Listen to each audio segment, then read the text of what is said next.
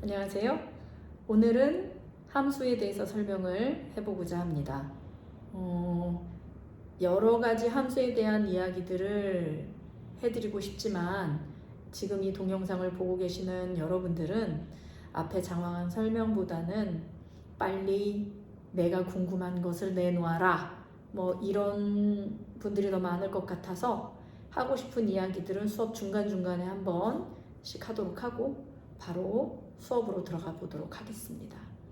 일단 함수를 학생들에게 물어보면 정확한 이해를 하고 있는 학생은 거의 없어요. 그런데 이 함수뿐만이 아니라 어떤 단원에서도 마찬가지로 정확한 이해를 하고 수학 공부를 하고 있는 학생들은 거의 만나보지 못했습니다. 그렇다면 똑같은 대충 이해한 걸 가지고 문제풀이를 여러 번 하다 보면 그냥 이렇게 풀면 답이 나오는구나 해서 다른 단원들은 넘어갔는데 함수는 유독 그것이 안 되는 부분이거든요. 그러다 보니까 대부분의 학생들은 대부분 다 뭐라 그러냐면 방정식은 할 만한데 함수는 어려워요가 유행어처럼 상담 내용입니다. 네, 이런 부분들을 어떻게 하면 해결할 수 있을까 생각을 해봤는데 해결을 할 수가 없어요. 함수는 독특한 고집을 가지고 있거든요.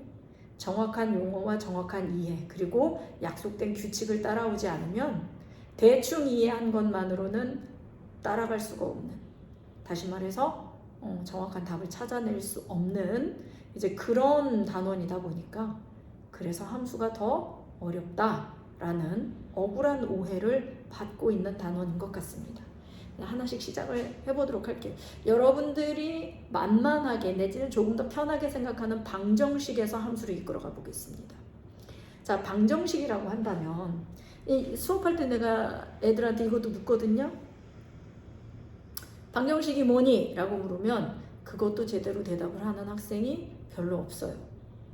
근데 이런 것들을 물었을 때 가장 기본을 물었을 때 대답할 수 있는 학생, 그 학생들이야말로 정확한 수학 공부를 하고 있는 것이고 그 공부를 그대로 끌고 가서 대입까지, 수능까지 그 실력을 보여줄 수가 있게 되는 겁니다. 여러분들 공부하실 때 대충 공부하지 마시고 이론 공부를 정확하게 하세요. 얼마만큼? 선생님이 질문을 던졌을 때 그 기본에 대답할 수 있는 그런 사람이 돼야만 정확한 맥락을 짚어서 수학 공부를 할 수 있다. 이렇게 보는 거죠. 자, 그럼 시작해 보겠습니다. 방정식이 뭐니? 라고 물었을 때 대답하는 학생이 대부분은 X요! Y요! 이렇게 대답을 하거든요. 근데 방정식은 식이잖아요. 그죠? 그렇다면 식부터 파헤쳐봐야 알 수가 있습니다. 식에는 여러분들 잘 생각해 보세요. 1, 2, 3학년 거치면서 단원마다 따로따로 배워서 그렇지 이 식이라는 말이 들어간 단원을 여러 군데 찾아보면 중학교 때부터 출발을 합니다. 중학교 때 자, 뭐를 배우냐면 항으로만 이루어진 다항식을 배워요.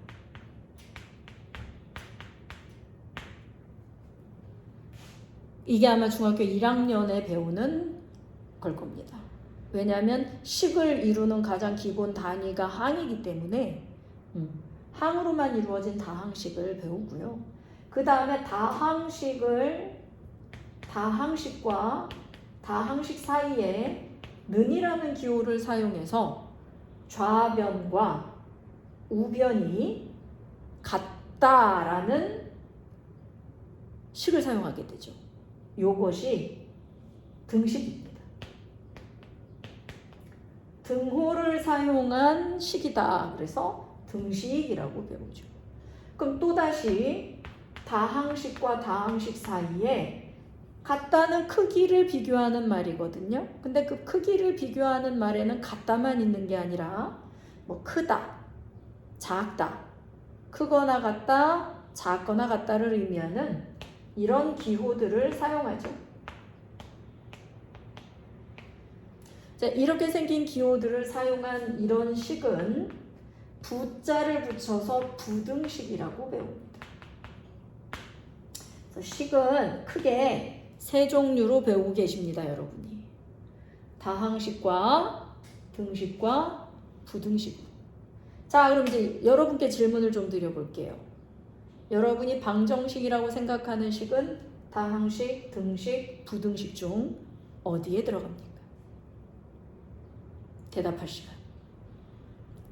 3초면 충분하죠? 예. 등식이 들어가죠? 맞습니다. 등호를 사용한 놈이 방정식이에요. 자, 따라서 등식에도 몇 가지가 존재를 하게 되겠죠.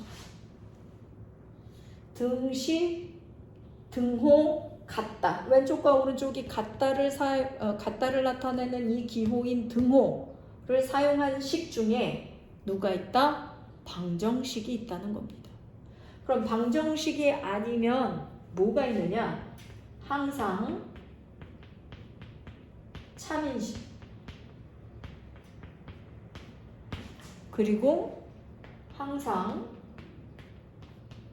거짓인식. 그 사이에 누가 있느냐? 방정식이 있어요. 그럼 얘는 뭐겠어요? 어떨 땐 참도 됐다가 어떨 땐 거짓도 됐다가. 맞습니다. 박쥐 같은 놈입니다. 박쥐 같은 식이에요.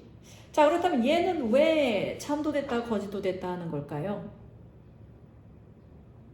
얘는 항상 참이라고 했잖아요. 예를 들어 2 더하기 3이 5예요.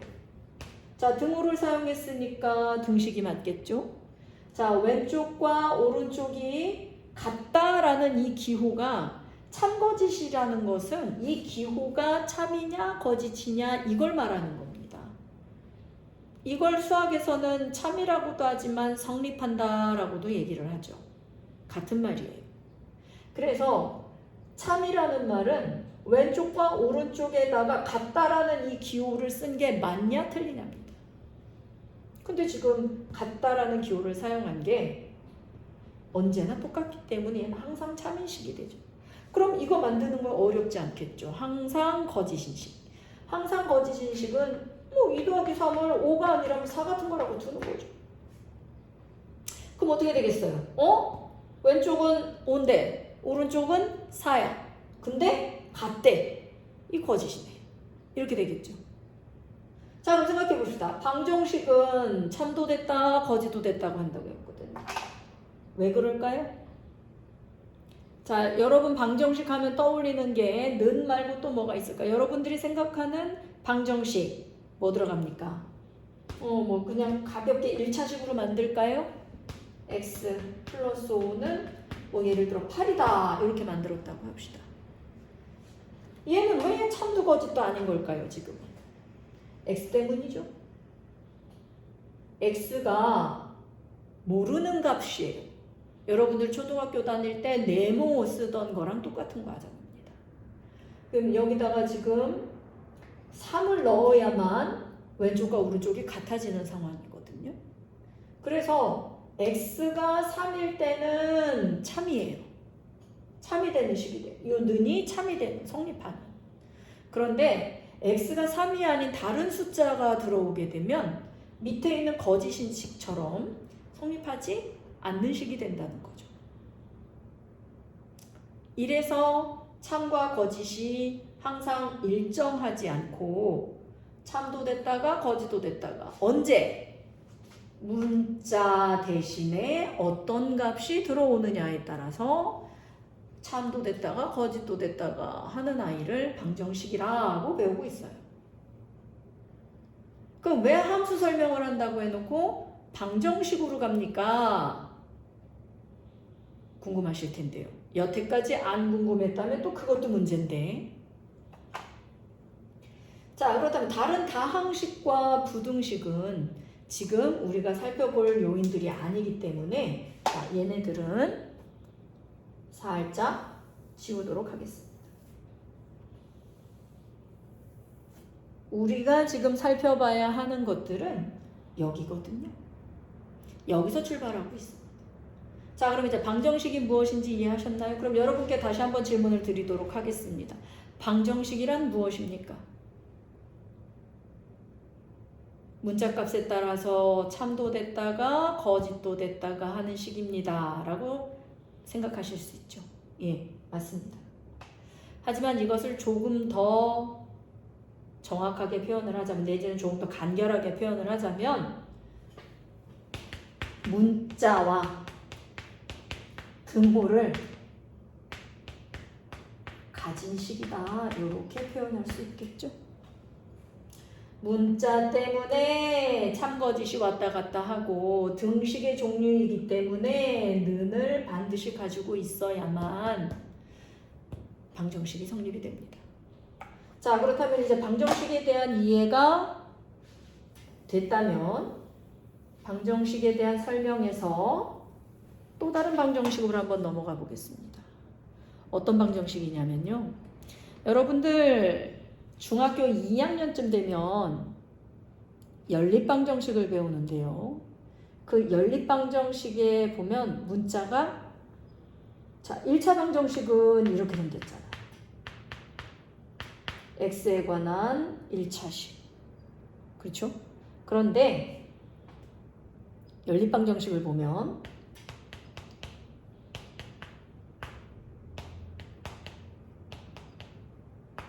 이렇게 묶여 있거든요. 방정식입니다. 방정식의 약속 잊지 않았죠? 문자와 등호를 가진 식. 문자가 비록 두 개이지만 문자와 등호, 는을 가지고 있기 때문에 방정식이라고 부르고, 두 개를 동시에 만족시켜야 하는 값이기 때문에 연립방정식이다, 이제 이렇게 부르고 있습니다. 갑자기 함수 얘기한다면서 도대체 함수는 언제 이야기해 주실 건가요? 조금만 더 인내심을 가지세요. 함수가 나오려면 조금 더 기다려야 합니다. 자, 문자가 두 개인 방정식을 만났습니다. 그럼 문자가 하나인 방정식과 문자가 두 개인 방정식은 어떤 차이가 있나를 좀 알아볼게요. 연립방정식이 아니라 그냥 방정식으로만 보도록 하겠습니다. 이래야 이해하시기가 조금 더 쉬워서요. 자, x 플러스 2가 5다. 이 는이 참이 되기 위한, 다시 말해서 이 등식이 성립하기 위한 x값을 찾는 것은 그렇게 어려운 일이 아닐 겁니다. x값을 찾기 위한 기술로 항을 구분하도록 배웠습니다. 항이 왼쪽에 두 개의 항이 있고요. 문자항과 상수항이 있고, 문자항인 x만 남기고 반대편으로 플러스 2라는 항을 이항시키면 부호가 반대로 바뀌면서 이렇게 x값이 3일 때 이 등식이 성립한다는 걸 배웠어요. 자, 여기서도 높아심의 잔소리 한마디만 하고 갑시다. 이렇게 이항시켜서 푸는 법도 있지만 1차 방정식은 여기다가 숫자를 대신 집어넣어보고 찾는 분들 많으십니다. 학생들을 만났을 때 고등학교 2학년 때까지도 이렇게 찾고 있는 학생들 많이 만났어요. 여기다가 여기 3 넣으면 5 되잖아요. 이렇게 찾는 학생들 많이 만났거든요. 자, 이런 학생들은 언제 고생을 하느냐? 고등수학 가면 바로 고생합니다. 고등수학뿐만이 아니라 이걸 어디라 그래야 돼? 중3 수학만 돼도 고생을 해요. 왜? 여기 숫자가 단순하지 않을 수가 있거든요. 중3 수학만 돼도 루트 들어간 거 배우잖아요. 그리고 이제 고등수학을 가면 이렇게 수로만 이루어진 것들이 아니라 무수히 많은 문자들이 들어간 식들을 보게 될 건데, 단순히 1차식이라고 하더라도 숫자를 대입하는 훈련을 자꾸 해버리면 나중에 복잡하고 까다로운 식을 풀 때는 손해를 보기 때문에 반드시 방정식의 풀이법인 이항을 하도록 훈련을 하셔야 됩니다. 그래서 항을 구분하는 노는 굉장히 중요한 거고, 그래서 중학교 1학년 1학기에 자연수, 정수를 배운 이후에 바로 식단원이 들어가면 항부터 배우는 이유가 이런 이유예요. 고등학교를 올라가도 1학년 1학기 제일 처음 단원에 항을 구분할 수 있는지를 확인하는 것들이 제일 먼저 나오거든요. 그 다음에 식의 정리. 자, 그렇기 때문에 이항을 시켜서 반드시 찾으셔라. 잔소리였습니다. 자, 그리고 두 번째는 x 플러스 y는 5로 넘어가 볼게요. 자, 윗식과 아래식을 비교를 해보면 차이가 딱 하나입니다. 문자와 등호를 가진 방정식인 것도 똑같고 x가 들어가는 것도 똑같고 계산한 결과가 5인 것도 똑같은데 자, 여기에 2가 들어갔느냐 y가 들어갔느냐의 차이 하나뿐인데 자, 어떤 결과를 낳나 좀 잘 보세요. x 더하기 y가 5라고 했거든요. 그러면 마이너스 1이고 y가 6이어도 더하면 5가 됩니다. 아직 중등과정을 거치지 않은 분들이 보고 있다면 조금 무리가 있을 수 있는데요. 중등과정을 거쳤다면 청수를 배우셨을 테니까 이 정도 괜찮죠. 자, 그 다음에 x가 0이면 y가 5여도 더해서 5가 나옵니다. 자, 이거랑 무슨 차이인지 좀 잘 생각을 해보셔야 될 것 같아요. 이걸 이해하셔야 함수가 왜 그런 관계를 가지는지도 이해할 수가 있습니다. 자, 두 번째는 x가 1이면 y가 4면 5가 돼요. 자, 이제 중3 과정을 넘어가신 분들이라면 무리수를 배우셨을 테니까 자, 여기다가 x가 1 플러스 루트 3이에요. 그럼 더해서 5를 만들면 되니까 y는 4 마이너스 루트 3이면 더해서 5가 됩니다. 자, 그러면 중학교 2학년 과정에서 배우는 유리수를 배우신 분들이라면 자, x가 2분의 1이에요. 더해서 5가 되어야 하니까 y는 얼마가 되어야 하느냐? 2분의 9여야 하죠. 자, 그럼 질문을 하나 또 드리겠습니다. 제 수업을 계속 이제 들어보시면 아실 텐데 저는 질문 폭격기입니다. 질문이 좀 많아요. 왜냐하면 그 질문에 스스로 대답하기 위해서 생각하는 그 순간이 공부거든요. 자, 그러면 x 플러스 2가 5라고 했을 때는 x값은 단순히 3 하나면 되는데요. x 플러스 y가 5라고 했을 때는 x값도 엄청 많이 변하지만 y값도 그에 따라서 계속 변하고 있습니다. 아니면 거꾸로 대답할 수도 있죠. y가 변하는 것에 따라서 5를 맞춰줘야 하기 때문에 x값도 그거에 따라서 계속 맞대응을 해줘야 돼요. 그리고 근이라고 부르죠. 방정식에서 이 등호 는이라는 값이 이 는이라는 기호가 참으로 성립하기 위해서 이 문자 대신에 얼마가 들어가야 되느냐를 물었을 때 우리가 3이라고 대답을 했단 말이에요. x가 3이면 얘가 참이에요. 이때 이 3값을 x값으로 우리가 대답을 했고 이 x값을 우리가 근이라고 불러요. 그러니까 3이 근이죠. 해라고도 부르고. 근데 이 밑에 있는 문자가 두 개인 x와 y가 더해서 5라는 이 방정식의 해는 x만 혼자만 근이 아니고 y 혼자만도 근이 아닙니다. x, y가 모두 다 들어가야 계산이 되는 식이기 때문에 x, y 모두 다 근이에요. 뭐 누구에 관한 방정식 이렇게 부르는 약속이 되어져 있기는 합니다만 지금은 그것을 배제한 둘 다 문자로 보고 풀고 있잖아요. 등호가 들어가 있는 방정식으로 보고 있기 때문에 그렇다면 x도 근이고 y도 근인데 그럼 이렇게 한 쌍이죠? 이 한 쌍이 묶여서 근이 되는 거예요. 근데 이 근이 위에 있는 것처럼 단 하나로 결정이 되는 게 아니라 되게 많아요. 지금 제가 적어놓은 이것들 말고도 무수히 많은 답들이 존재할 겁니다. 생각나시는 것들 있죠? 더해서 5가 되는 수를 2개씩 짝 짓는 건 어려운 일이 아닐 겁니다. 자, 그렇다면 이 수많은 근을 얘처럼 대답을 할 수가 있겠습니까? 제가 여러분께 자, x하고 y하고 더해서 5가 되는 방정식을 드렸고 자, 여러분 그럼 근을 한번 대답해 보세요 하면 이것 말고도 엄청나게 많은 근들이 존재를 하는데 이 근을 대답을 하는 것이 가능하냐? 저는 단호하게 안 된다라고 말씀을 드리죠. 죽을 때까지 대답해도 끝까지 다 대답이 안 됩니다. 이럴 때 사용하는 게 뭐예요? 누군가에게 뭔가를 막 설명해야 되는데 말로 설명이 잘 안 돼. 내지는 내가 이걸 모든 걸 다 말로 하기에는 너무 벅차. 이럴 때 대부분 사람들이 사용하는 게 그림이죠. 그림을 그려서 설명을 많이 합니다. 수학도 그래요. 야, 내가 근을 대답을 할 건데 근이 너무 많아서 다 대답을 할 수가 없어.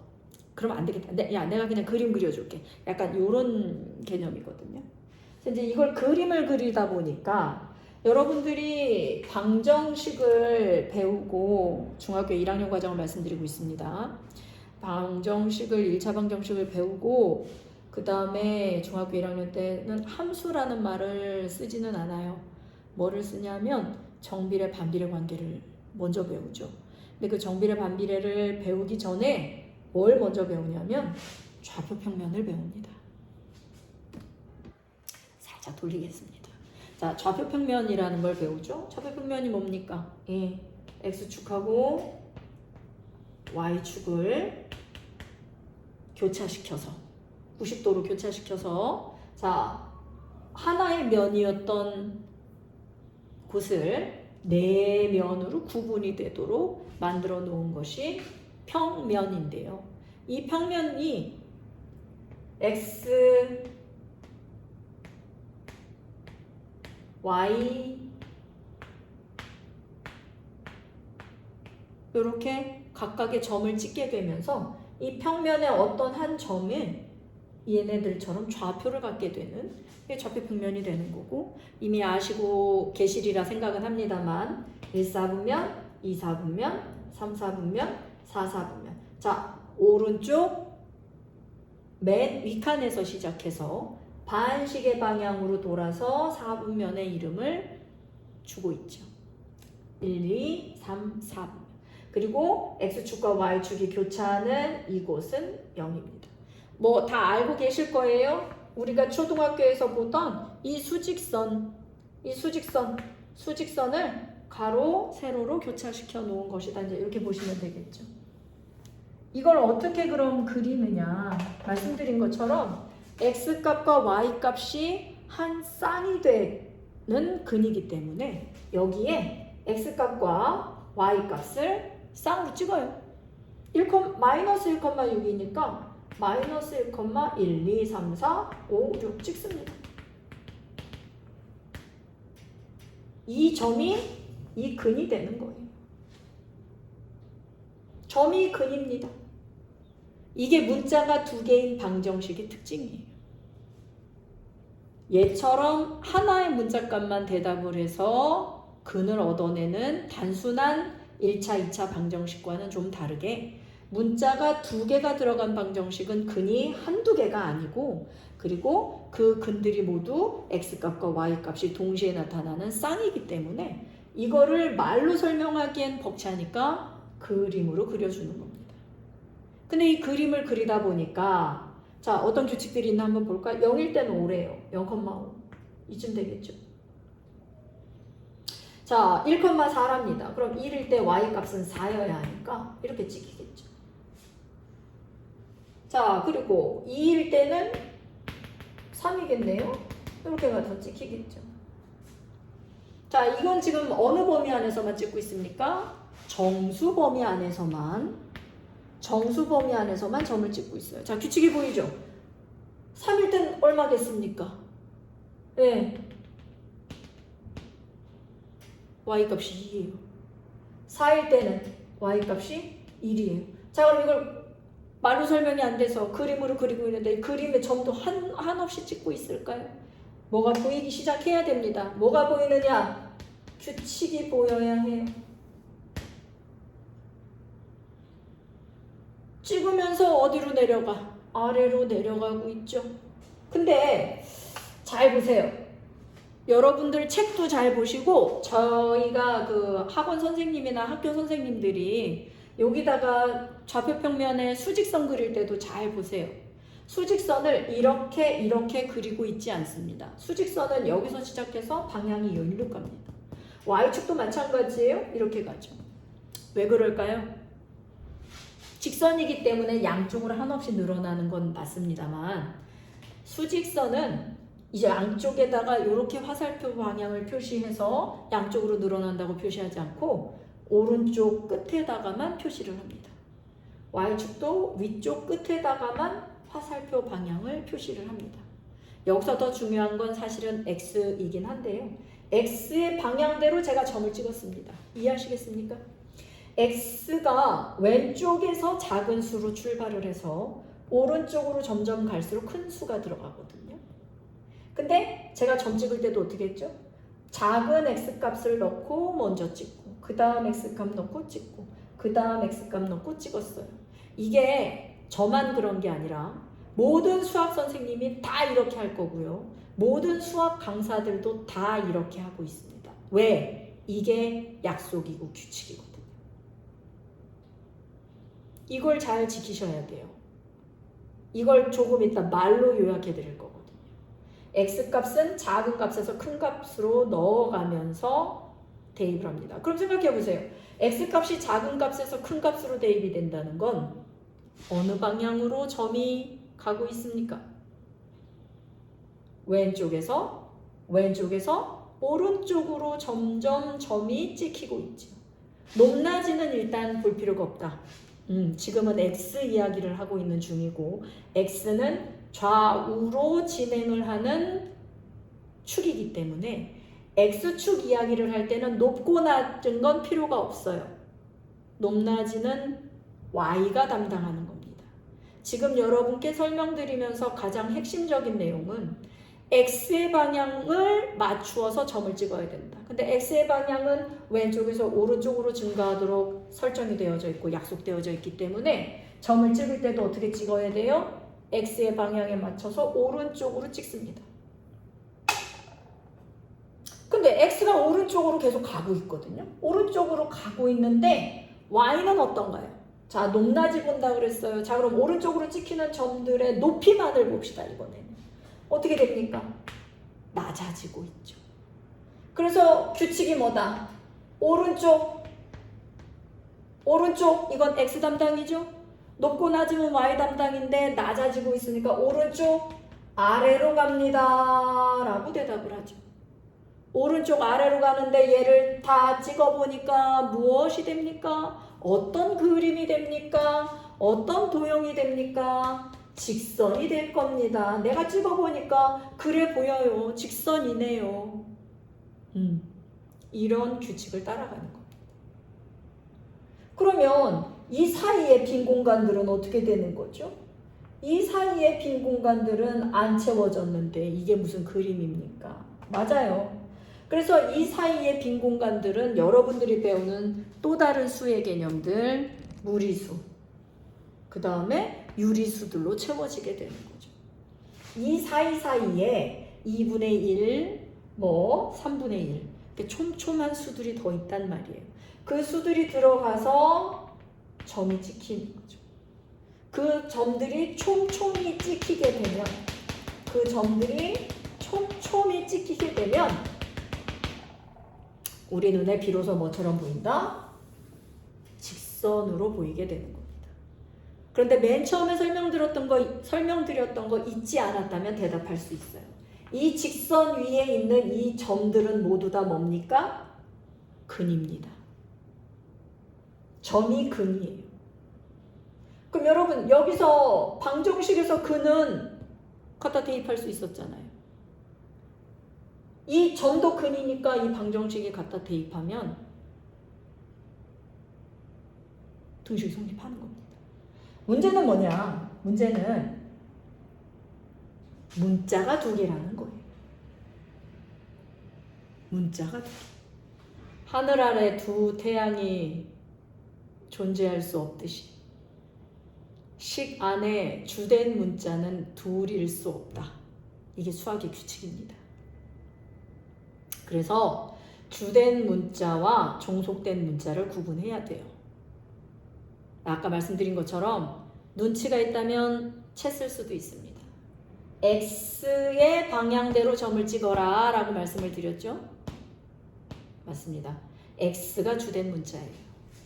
x가 주된 문자고 y는 알았어, 내가 맞출게 라는 종속된 문자라고 보시면 됩니다.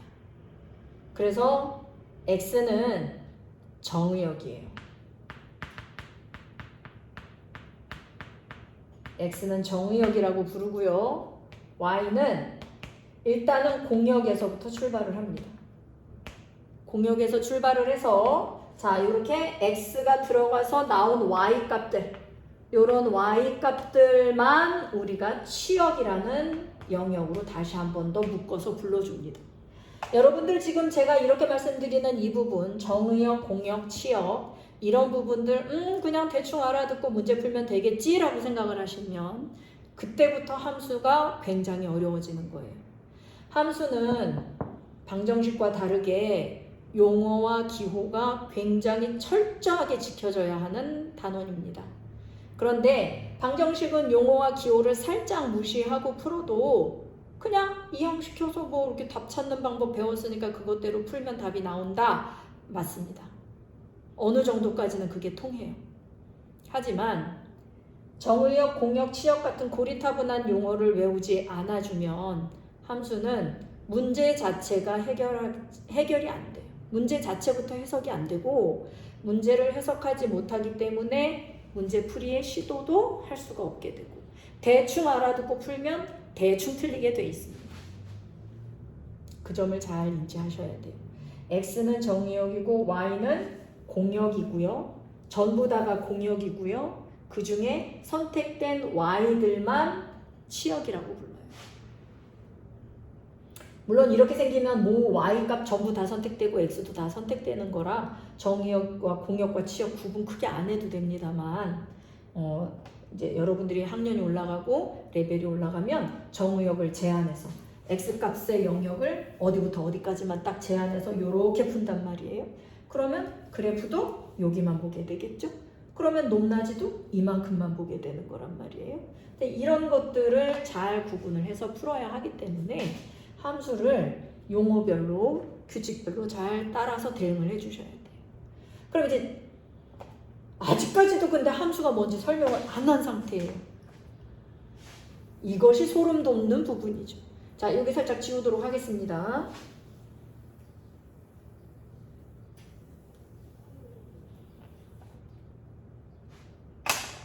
X의 진행 방향에 따라서 점을 찍으면서 Y가 높아지는지 낮아지는지를 대답했어요. 이걸 한마디로 정의를 하면 누가 주인이냐? X가 주인이다 라고 말씀을 드렸잖아요. 자, 다시 한 번 더 이 점을 찍은 규칙이 뭐였느냐면 X 플러스 Y는 5가 되는 점들의 모임, 그것들을 모아놓은 규칙이에요. 그 중에 X가 주인이고 Y가 따라가주는 이런 이제 입장이다라고 이제 설명을 드리고 있는데요. 이때 X를 정의역이라고 부르고 Y를 선택된 Y만을 이제 치역이다 이제 이렇게 불러준다고 했습니다. 정의역. 수학에서 정의라는 말은 성립하게 하다, 성립하다, 존재하다 뭐 이런 말들과도 같이 쓰여요. 그러니까 성립하고 존재하는데 무엇이? 그래프가, 방정식이 이런 것들이 성립하고 존재하는데 먼저 해결돼야 될 것이 X다. X값을 얼마만큼 주냐에 따라서 어디부터 어디까지 잘라서 그래프를 볼 것이냐 이것도 결정이 되는 거예요. 별 말이 없으면 전부 답니다. 그런데 만약에 정의역을 3부터 5까지만 보세요. 그러면 X값 3인 부분에서 X값 5인 부분까지만 우리가 여기만 딱 보고 풀어야 되는 거예요. 문제를. 그렇기 때문에 정의역인 X가 무슨 역할을 하는지 정확하게 알고 계셔야 되고요. 자, 그리고 이제 치역은 그거에 따라서 그냥 따라가 주기만 하면 되는 Y값은. 자, 그럼 이제 함수가 무엇인지 이제 본론이에요. 함수가 뭐냐? X값이 하나 정해지면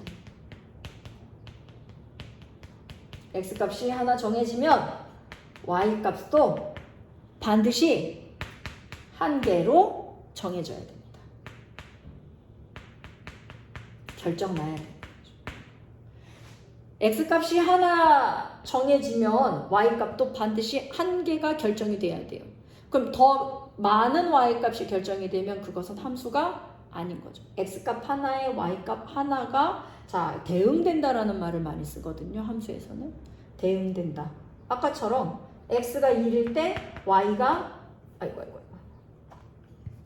6이 아니라 4여야겠죠. 그래야 더해서 5가 되는 방정식의 근이 되잖아요. x가 1이라고 정해지면 y 값이 딱 4라고 하나 결정이 돼야 돼. 근데 x가 1인데 y가 5여도 이게 만약에 성립을 한다. 이러면 안 되는 거죠. 이건 함수가 아닌 겁니다. 그래서 여러분께 이제 함수가 뭐냐라고 물어본다면 대답을 하셔야 돼요. 대부분의 학생들은 반응이 어떠냐면요. 알긴 아는데 설명이 안 돼요. 그리고 함수가 뭐냐 그러면 2x 플러스 3, y는 2x 플러스 3이요. 뭐 이제 이런 식의 대답을 하죠. 하지만 함수란 x값 하나에 y값 한 개가 대응되는 규칙이나 식, 문장도 함수가 될 수 있어요. 그러니까 모든 규칙이 다 함수거든요. 다 됩니다. 그래서 시험 문제에 다음 중 함수가 아닌 것을 고르시오. 이제 이런 문제들이 나오죠. 근데 이제 이렇게 나온다. y는 x의 약수. 이런 식이 나와요. 그럼 y는 x의 약수. 아까 말한 것처럼 함수란 x값이 먼저 정해져야 돼요. 그럼 x를 내 맘대로 2라고 줬어요. 그러면 해석해보면 y는 2의 약수가 되잖아요. 2의 약수에는 1, 2가 있거든요. 그럼 y는 1과 2가 다 되는 거예요. 자, 그럼 규칙으로 돌아가 봅시다. x값 하나에 y값 한 개로 결정돼야 되는데 x값을 하나 줬더니 y값이 2개가 됐어요. 함수가 아니다. 이 규칙을 잊어버리고 있는 사람은 함수를 구분하기가 힘들어진다는 얘기입니다. 그래서 이제 이런 규칙들을 잘 따라와서 함수가 뭔지, 그럼 또 함수를 이렇게 방정식이라고 써놓고 함수는 뭡니까? y는으로 풀어서 대답하는 거예요. 이게 y는 어떻게 됩니까? 마이너스 x 플러스 5가 되죠. 마이너스 x를 더 앞에 쓴 이유는 문자항을 상수항보다 앞에 쓰는 것이 약속이니까요. 그래서 y는 마이너스 x 플러스 5로 바꿔. 둘은 같은 식이에요. x만 반대편으로 넘겼을 뿐입니다. 왜 그럴까요? 아까 말씀드렸잖아요. 그래프로 살짝 한번 돌아와 볼까요? 이 그래프 그릴 때 제가 뭐라고 했냐면 x값을 찍으면서 y값이 결정이 돼서 이렇게 찍힌다고 했어요. 이렇게 찍혀요. 오른쪽으로 오면서 찍었습니다. 그러면서 여러분께 뭐라고 얘기를 했냐면 y값이 높아지고 있습니까? 낮아지고 있습니까? 낮아지고 있습니다. 자, 그렇다면 x값은 당연히 주어지는 건데요. 그거에 따라서 변하는 건 y값이기 때문에 y값이 어떤지 대답하기 위한 식으로 바뀌는 게 함수다. 이렇게 보시면 돼요. 그래서 y를 어떻게 찾아요? 마이너스 x 플러스 5로 찾아요. 그 규칙이 이 선 위에 다 있는 거고요. 그래서 이 선의 이름이 뭡니까? y는 마이너스 x 플러스 5고요. 이게 이 점들을 모이게 한 규칙이에요. 식이자 규칙이죠. 이제 이런 부분들을 좀 잘 생각을 하셔서 방정식과 함수가 크게 다르지 않음을, 물론 더 파고 들어가면 방정식과 함수가 이렇게 나뉘어지는 내지는 구분되어지는 조금 더 세밀한 부분들이 있습니다만 방정식과 함수를 일단은 조금 더 가볍게 친근하게 받아들이면서 한 가지 더 당부를 드리자면 방정식은 절대로 죄송합니다. 함수는 절대로 용어나 기호나 규칙을 무시하고 마음대로 외워서는 풀 수가 없다는 겁니다. 그렇기 때문에 고리타분하지만 정의를 정확하게 기억해 주시고 그 정의에서 벗어나지 않은 것들 구분해서 함수인 것과 아닌 것들을 잘 구분하실 수 있어야 됩니다. 그러고 나면 규칙을 적응해서 따라갈 준비가 끝난 자들만 1차 함수, 2차 함수, 그 다음에 유리함수, 무리함수, 그 다음에 이제 고등학교 올라가서 배우는 추월함수들, 삼각함수, 지수함수, 로그함수, 이제 이런 함수들이 내용만 바뀌어 있을 뿐 같은 규칙을 계속 따라가고 있거든요. 왜? 이름이 함수잖아요. 다른 규칙을 따랐다면 함수가 아니겠죠. 그래서 같은 규칙을 계속 따라가면서 어떤 변화들을 주고 있는지만 파악을 하시면 함수는 모두 같은 맥락입니다. 그 부분을 잘 숙지하시기를 바랍니다. 다음 시간에는 1차 함수나 2차 함수 같이 세분화된 함수들에 대한 이야기를 좀 해보고자 합니다.